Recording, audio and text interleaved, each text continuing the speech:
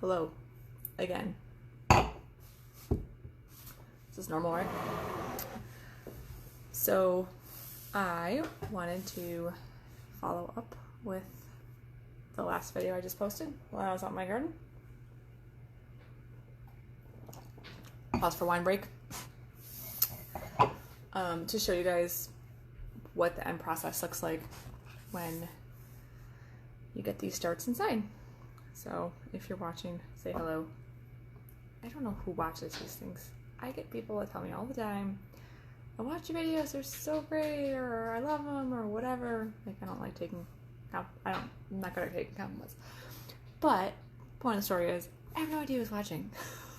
It says like, nobody's watching, and then 10 people tell me, I love the video of, I don't know, whatever. Obviously it's not live, but, okay. So here's what you do when you get these inside. If you're hopping on, say hello. Leave the questions in the comments, whatever. So this is what it looks like when you get it inside. Okay, I have like so many of these,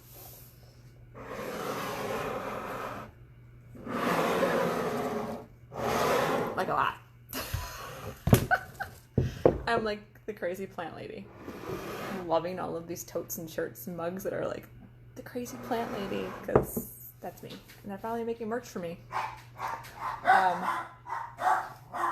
Girls, lay down. Kiwi, stop. Kiwi.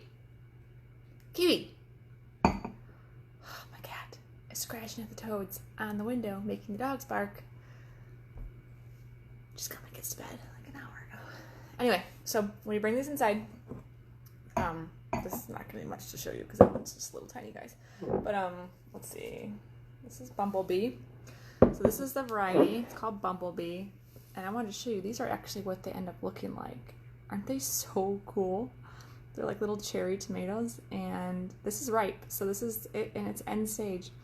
And it's this really pretty rose colored tomato with green stripes. My friend Claire got these, and was kind enough to let me, we kind of started our seeds together. And I obviously love the variety because, hello, it's called Bumblebee. But super cool. So these were really expensive seeds. Like, these seeds were, I think it came in a pack of 15 seeds. Like, there were only 15 seeds in this packet, and it was, what, $3 or $4? I have to ask Claire what they were. But they were really pricey, like golden seeds.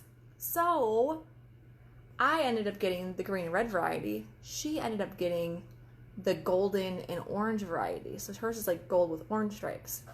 On the packet it shows both. We weren't really sure, what that meant, but now we obviously know that some seeds make this plant, some seeds make hers.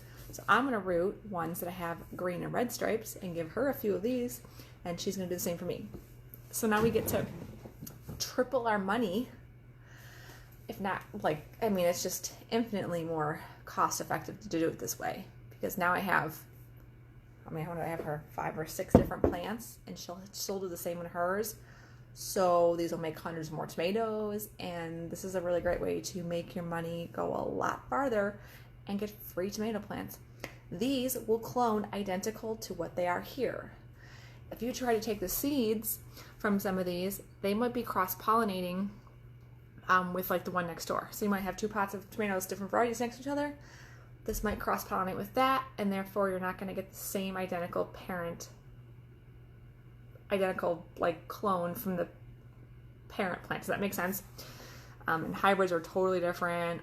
If they're genetically modified, obviously I don't do any of those plants on our properties, but all of that stuff really varies and makes it kind of sporadic what you're going to end up getting. So the best way to know what you're going to get is to do it this way, is to actually root exactly what you are growing and have it grow more plants. So I was out there. I definitely wanted to be very careful with these and make sure I got these off to a great start. So this is what it should look like after you've kind of trimmed all the extra leaves off of it. And I wanted to show you here, there's a flower bud that I'm going to cut off as well, because this stemming flower stem, I guess, will suck energy out of the rest of the plant. So what I want this plant to do is, hi Kim, I need to call you back. Sorry. I didn't forget about you. I just totally forgot to call you back until I just saw you hop on. I love you. I hope you still love me too. I will call you back. I promise. So, all right, moving on. Go ahead and we just, again, take a razor blade, and I just cut off the flowering parts. This is what it looks like. This would make, I'll call you back, I promise, I love you. This would have made probably a couple more little tomato plants, but I don't want it on this because I want this to focus on growing roots and regrowing itself. So now I'll have a free tomato plant. And I usually kind of go through the top, this growing tip, and see if there's any more that look like they're starting to be flowering, and they're not. So this one I'll stick back in here, and I'll take these out, and I'll kind of go through the whole thing with this. And I won't keep you here to show you all this, but I wanted to show you, so for instance, this is kind of what it mostly starts out like. I'm probably going to cut off this. So I'll cut off this part here too. People watching me who know me and are watching razor blades are probably panicking because I do it a little bit too. I try to do this in my husband's home, so I have like a 911 dialer. Because if you know anything about me, I'm pretty accident prone. But look, did it without cutting myself. So I'll usually trim off most of the branches on the bottom so that this is all just water. You don't want to stick this in the water and have leaves still there, because if you have leaves sitting in the water, they will rot and make the water super gross and disgusting. Plus, you really don't need much leaf growth.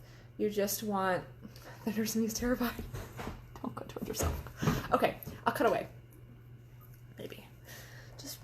Yeah. Just look away. All right, so that's what that kind of looks like. And this, I'll probably take this off. I might leave that actually. But this is another flowering stem. So cutting away from yourself, cut away from the stem of the plant. So you don't want to cut into the plant or into yourself, obviously. Assuming I'm kind of like, I don't care about myself. I just don't want to hurt my plant. So there you go, just away. Does that make you happy, Kim? There you go. That is a perfectly, oh, nope, just kidding. We got another one up here. See, this is the another stem that has little flower buds cut on it. Now these ones I'll usually do with like really fine tip scissors. That's probably the better way to do that, but for time's sake, this is what I have. So there you go. They stick in. It's like this in the. I might empty a little bit of this water. I don't really want the water to go above the bottom of the single stem, if that makes sense. I want the water to cover just the stem. And leave this for, I don't know, a week or two. Let me show you what it turns into. This, if you watched the first video, this I was out in the garden showing you these monster tomato plants that I have. Okay, so I cut off like 4 foot of this freaking tomato plant because it was so tall I couldn't even get to the top of it. And this is what will happen. Cool, right? This might be a little big, okay? But I figured this was going to be an experiment. Lily, stop. This is going to be an experiment to see if I could really cut a sizable amount off and root it, and I would have this like 2-month-old tomato plant, basically. Stick it in the ground and it'll start growing. But you can see all the hairs on the stem where they started to root. This is a brand new viable tomato plant. I mean, stick this in the ground, stick this in dirt, cover it up to here, probably. Honestly, I'd probably bury it to like here. And bury 2/3 of it, the 2/3 roll. Cut off the bottom stem so they don't touch the ground. There you go. You just got a brand new tomato plant for free. Now, in case the ones outside go downhill or start to get diseased, I have backups. And I can also plant these in like 1-gallon pots and have them. This is gonna really drive me nuts, Kim. I'm drinking while doing this. I drink while doing most things, though. No, I'm just kidding. Come to Michigan and get me started. I would probably do that right now. Like, it's so hot. It's hotter than Hades in July here. And I'll come get you started. You pay my consultant fee, aka plane fare. I'm there. But I just wanted to show you guys. These are, let me see what else. Okay, I got this one. I got a couple out here that I took strategically. This is why you mark them, okay? This is why you put clothespins with the names of the varieties on them. This is Early Girl, okay? Because this is what happens. You obviously can't see my table right now, but I have so many jars, and please, I'm not going to remember what's what unless it's literally tattooed in a jar. So, this is as close as we get to being tattooed in a jar. But this one I wanted to show you, which one was it? Hold on. This one I wanted to show you because I cut it extra long on purpose to show you what happens. Because I know that video I took outside was not super great. It was getting dark really quick. So, okay, imagine you're outside. You slice off a healthy clipping, okay? This is probably a little bit bigger than what I want it to. So if this were still in the plant, this is what I would do. I would find a spot where, you know, maybe there's some tomatoes that are growing here, and I want to preserve that fruit. So I'll just do here. Slice away from yourself, away from the plant, all that safety stuff.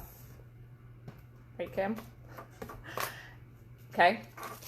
Now you cut this off. This is what I just showed you. This is how you would take it inside. And I'm probably going to cut off this part here, just the extra leaves. Basically want one decent growing tip with some photosynthesis leaves for the plant. And you want to cut off all of these. You can just take these if you have a fingernail, honestly. Those aren't crazy. But stick it in.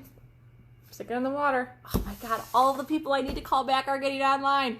Tristan, I love you. I need to call you back too. This is like video's gone wrong. See, but you guys are the ones that I keep, the friends that I keep, the friends that still love me.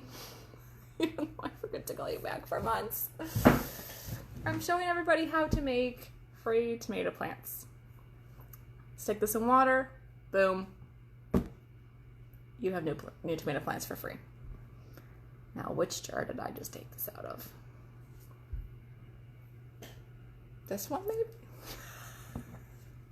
So you can mark the jars all day long, but unless you remember what jar you just took the clippings out of, doesn't really do you much good. So I'll go through and finish doing all these inside. I'll trim them and all that kind of stuff and root them. And again, I have all of these started, and some of them might not root. Some of them will root better than others. This is kind of just getting started rooting. You can see. I'm not in love with that part of the stem, but I think it just got damaged. It's another thing, when you're taking your clippings, you want to make sure that you're not manhandling the root part. Like even those little tiny, these little fine hairs here on the stems, those are all of your root fibers, I guess. And those will be where your roots stem from. So you don't want to be here just doing, this is a scrap. You don't want to be doing like this and freaking just manhandling it, because now you just killed all of those potential root endings.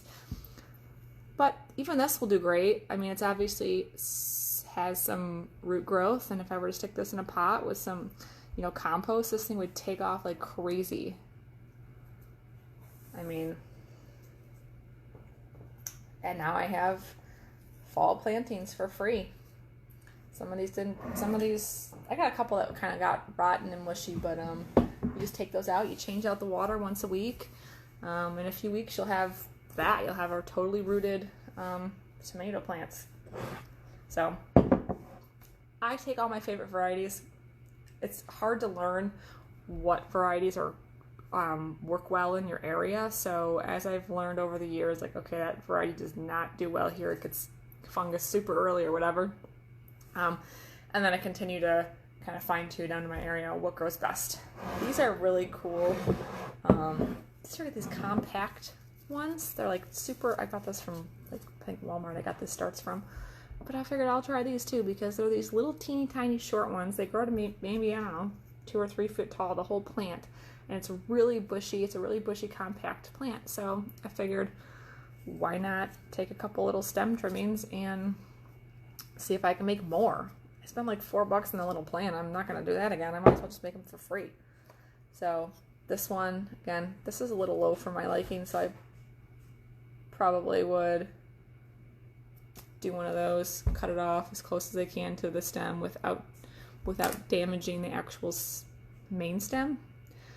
There's probably way more scientific and correct terminology for this, but the stem and the things, and that's all I got for you, sorry. So that's it. That's all you need. A little bit of a leafy tip on the top and stick it in the water. Make sure that the leaves are not sitting in the water.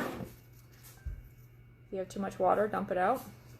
I'm going to trim off this leaf part here too because that one's sitting in the water. Okay, I'm cutting away from myself. I think, Kim, are you just watching still to make sure I don't cut myself? Stalk? Yes, stalk, right? I don't know. Whatever. Stalk, stem, leaves, hairy things on the roots. Who knows? I'm not a biologist, but I know how to make more plants. I feel like I got that going for me at least, right? All right, well, watch the first video if you guys didn't watch that one. I was kind of out there showing you a little bit, gave a little bit more information. Not a super great video because it got dark really quick, but if I can get 5 more plants that grow these cool things, I mean, I'm all about it. I wonder what this looks like on the inside. I'm gonna cut this open with you guys. I have no idea what these look like on the inside. I don't eat tomatoes. My kids do. I do this for my kid. Like, I don't even eat half this stuff. But you know what? My kids do. And be the example, right? Do what I say, not what I do. That's not a great motto, but wonder what these look like inside. Huh. Those are cool little tomatoes, right? All right, well, that would be awesome in a pasta salad.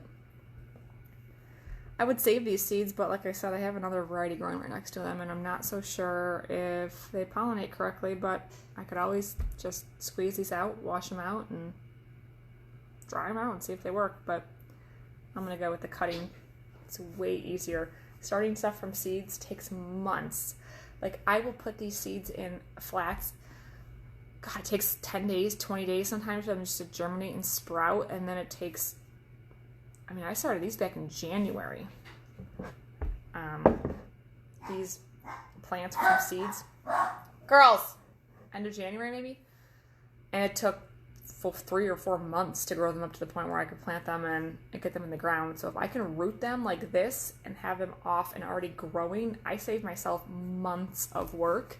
And I won't have to sit there and baby all of these seeds and then pot them up and... At least I want to work the better, in my opinion. So hopefully you guys liked that.